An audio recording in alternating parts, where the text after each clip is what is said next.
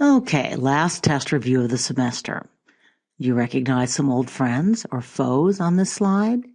Yep, I've included the Hindu and Buddhist art matching questions on this test, as well as the new Unit 7 matching questions, which are up on Moodle for unlimited attempts. I've also included Asian art questions from your Unit 4 test. So, why are we putting sticks and lumps of coal into your Christmas stockings? Well, when we put this unit together, we faced a choice. Really, we faced a dilemma. We could use religion as a unit organizing theme, which is what we've done in the past. Or we could teach Asian works all together in a lump. Our compromise was to teach Hindu, Buddhist, and Muslim works together so that we could relate this art to religious beliefs and practices, as well as to the national cultures that produced them. But this left us with a rump of Asian works that became this short unit. As I went through Chinese, Korean, and Japanese art in my podcast, I tried to fit Buddhist art back into the mental timeline. And now Buddhist as well as Hindu art is back on your test as well. The good news is that no Hindu or Buddhist art questions will appear on your semester final. We'll also open the Unit 4 test for your review. All of the questions on Buddhist and Hindu art come from that test. The semester final, in turn, will not have matching questions, but it will have 200 questions from previous unit tests, including Islamic art questions from Unit 4. All of these unit tests will be open for review during a window, so you should do great if you review your tests. I also recommend running through the matching tests one more time, even though they won't be on the semester final, just to make sure you have the work straight in your head. You're going to want to go back and review these more as we get closer to the AP exam. Think of them as your personal flashcards. Well, I already warned you that your unit essay test, which will actually count as part of your semester final test grade, is going to ask you to compare the Forbidden City to another Chinese architectural complex. Well, I got soft as I prepared this test review podcast, and I'm giving you a huge hint. This is the photos of the other work, and I'll give you a couple more huge hints. Think Beijing and think a sacred as well as political space. Remember, you can use one note card on the test. Well, are those Chinese dynasties all jumbling around in your head? Here's a cheat sheet to help you establish a timeline and to try to keep the required work straight. Do not, however, get into a panic about this. Just do your best with this confusing history. I don't know if it helps you to insert Asian history into a timeline with history from other regions. It does help me. So think about the Han Dynasty as being about the same time as the Roman Republican Empire. In other words, it straddles either side of that BCE-CE divide. The Tang Dynasty comes at about the same time as Muhammad's life and the great Muslim conquest of the Middle East, Central Asia, North Africa, and Spain. Charlemagne also established his empire during the Tang Dynasty. I just note that by almost every measure, Chinese civilization was wealthier and more advanced than European civilization at the time, although some of the Islamic caliphates could give them a run for their money. The Ming Dynasty comes at about the same time Europe enters the Renaissance and the Age of Exploration, and eventually the Europeans came calling in China, first to purchase tea, silk, and porcelain, and then later during the Qing Dynasty to throw their weight around. We talked a little about Mao, but not about what came after Mao. China is still a communist country to this day, and I would argue its rulers are still trying to prove that they hold the mandate of heaven. If you take AP Comparative Government your senior year, you'll learn more about this. I used to teach that course. I think it's very interesting. At any rate, after Mao's death, the country opened up economically and is now an economic superpower. Politically, however, the leaders have tried to keep a tight lid on free speech. I'll talk more about that in a minute. I think Korean history is easier. Silla was one of the three kingdoms and it produced the Golden Jade Crown. Ties with China grew much closer during the Tang Dynasty and also during Mongol rule, the Yuan Dynasty. Korea pretty much adopted the Neo-Confucian philosophies, that is, governing philosophies, social philosophies, and examination systems of China, but Buddhism remained the state religion. The Joseon dynasty ruled around the same time as the Ming and Qing dynasties in China, and it had close ties with them. The portrait of an imperial official dates from this period. And recall, I at least had a hard time telling it from Ming dynasty portraits, official portraits of the time, although that may reflect my own ignorance. I'm not expert in Asian art. After Japanese occupation, World War II, and Korea split into North and South, Korea developed a dynamic economy and eventually a much freer and more democratic political system in the South. North Korea is one of the world's most repressive regimes. South Korea has strong ties to the West, and by the way, about 30% of the South Korean population is now Christian. Our global contemporary Korean work, Summer Trees, is heavily influenced by 20th century abstract painting, which we'll meet in the spring, but also by the Chinese and Korean traditions of the literati, of ink-wash paintings, and of the spare, austere nature paintings that are partly inspired by Buddhism. It's one of my favorites among the global contemporary works. On to Japan. The great temple complex at Todaiji was built during the Nara period, when the imperial court was, frankly, trying to strengthen its position by adopting Buddhism as a state religion and by impressing its powerful and somewhat scary Tang Dynasty neighbors with the huge Chinese-style temple complex that the Japanese emperors built at Todaiji. A lecturer that I listened to when I was preparing my own podcast compared building the Todaiji with hosting the Olympics. Hey, look, we're rich and powerful too. We share religion too. Don't mess with us, okay? Well, we don't have works from the Heian period with its aristocratic court culture, though I did show you some of these, and although these paintings influenced the later Yamato-e painting. Military rulers took over in 1185, and in 1600, the Tokugawa shogunate pretty much shut Japan off from the world. Japanese history paintings with warlike themes became very popular, lots of samurai brandishing swords, and of course later guns. But Zen and Pure Land Buddhism, among other forms of Buddhism, also influenced Japanese art. And we see this especially in our Zen garden at Ryoan-ji and in the nature paintings such as white and red plum blossoms. Yamato-e painting took a turn toward middle-class taste during the Edo period. That's when the Japanese Japanese capital was established at Edo or Tokyo. So we see lots of stylized nature themes that also reflected the Zen Buddhist influence. In the early 19th century, woodblock prints provided relatively inexpensive art for the middle classes and made a huge impression on European and American artists. In the 20th century, Japan brought us World War II in the Pacific, Sony transistors, Toyota and Honda cars, Nintendo, and anime. Our global contemporary work, Pure Land, mixes Pure Land Buddhism with computer game-style elves. You've probably guessed it is not one of my favorite works. The history of 3 major countries in 5 minutes? The ghost of history teachers past may haunt me this Christmas. They should haunt me this Christmas. I deserve it. Anyway, on to our works. I warned that this work would appear on the test, which is a little mean since I didn't have time to discuss it. But I'm worried about all of the global contemporary works that we're going to be throwing at you in the spring, and I thought it made sense to introduce this one now, especially since it pairs so appropriately with Chairman Mao. I just gave you a little crash course in recent Chinese history. The Cultural Revolution of 1966 to 1976 was Mao's attempt to maintain revolutionary fervor after his Great Leap Forward turned out to be more like a great leap into a very deep pit. The body count may go as high as 40 million people. If you want to know more, and I really hope you do, I have a very good video about this up on Moodle. Anyway, when Mao died, the leadership pretty much abandoned his economic and political radicalism. The message basically was, enjoy your newfound wealth, sign of the mandate of heaven, and keep your mouth shut. Chinese university students in particular did not want to shut up. They started asking for more political freedom. To their credit, they wanted more from life than blue jeans and rock music. But the story did not end well. The student protests were put down brutally by the military, and political oppression continued. Today, China leads the world in efforts to control the internet and to clog the information highway.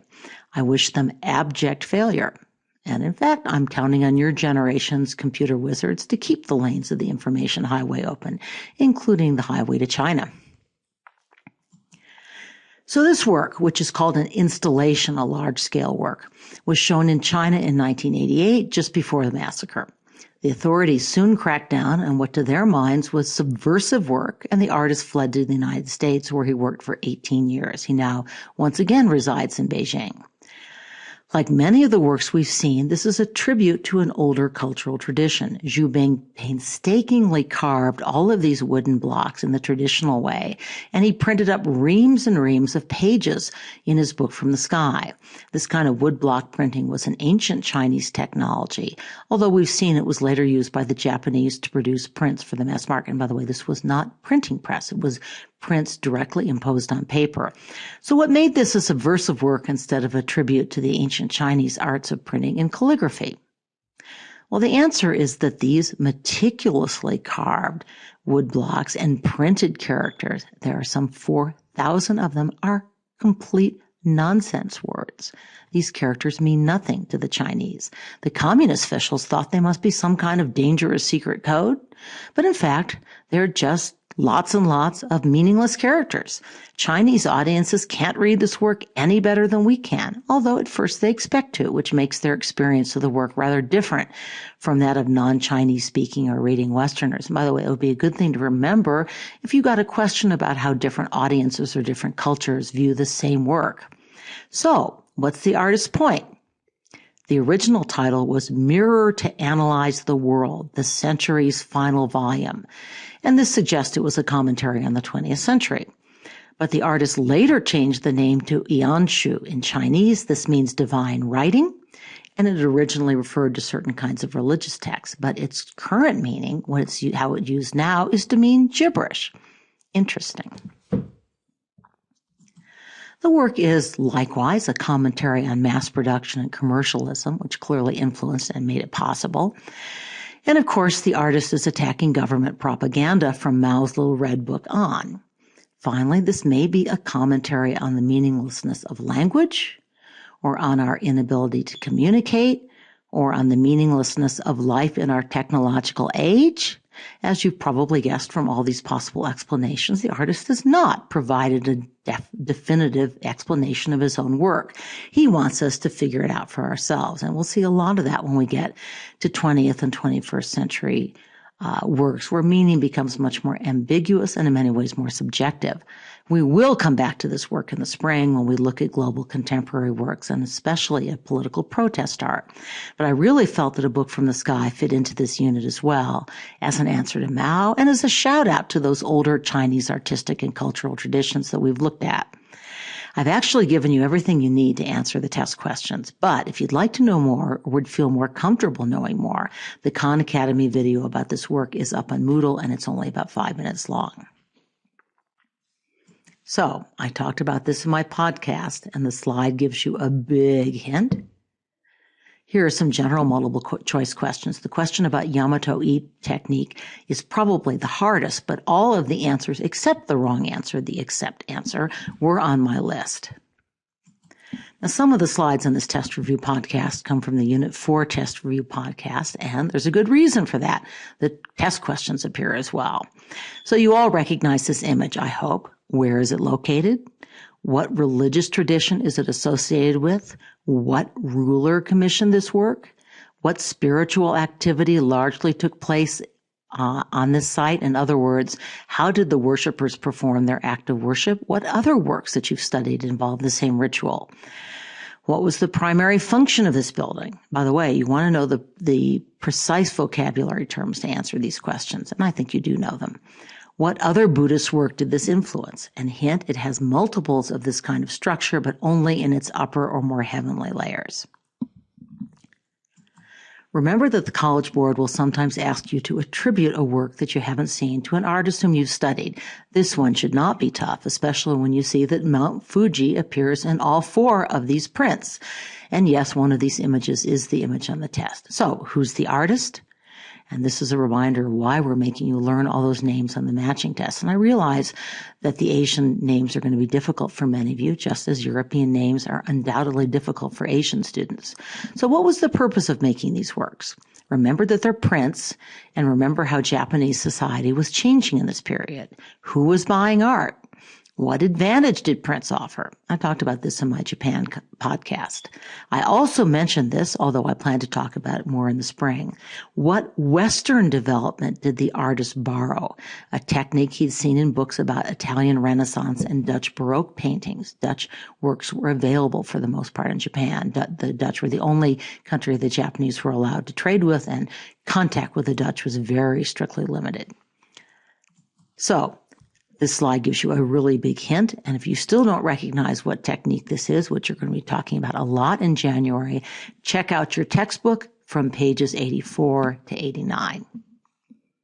So what's new about this work and what's old? What event does this poster commemorate? What is striking and perhaps unusual about the faces on these terracotta soldiers? There are several image-based questions about this work. So what was their function? What were they made for? Remember that we know the precise answer to that question because of the inscription. What kind of images appear on the vases, and where might the artist have gotten the idea for these images? These two Shang Dynasty works on the right give you a very big hint. What are they made of, by the way? What information did the inscription provide? This is an accept question. I think it's one of the harder questions on the test. So you need to know what's on the inscription. What material are these made from? And you need to know a little detail about how the work was made. Again, I talked about this in my podcast, and it's discussed in your readings as well. But to help you out, here's a slide I borrowed from another teacher that gives you some more information. It does not talk about the difference between the underglazes that produce the blue designs and the overglazes that were used by the Ming Dynasty to create more colorful porcelains with enamel, essentially melted glass. I talked about this in my podcast. Where was this work found? Why did art historians originally think it had been intended only for use as a burial garment? And why is it still clear that it was not used frequently? Kings didn't just hang around their throne rooms wearing this crown. What do the various projections on the crown symbolize? Those upright elements. What do they probably represent? What Chinese philosophy primarily, be careful with this one, primarily influenced this artist and this work? What is the relationship between people and nature in this philosophy? That alone should be a big hint. And in this painting, what kinds of materials and brushstrokes did this artist employ? And I'll give you a hint, it's similar techniques to those used in our modern work, Summer Trees.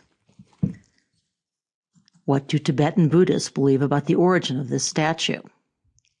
What was the meaning of this erotic sculpture to Hindu worshippers?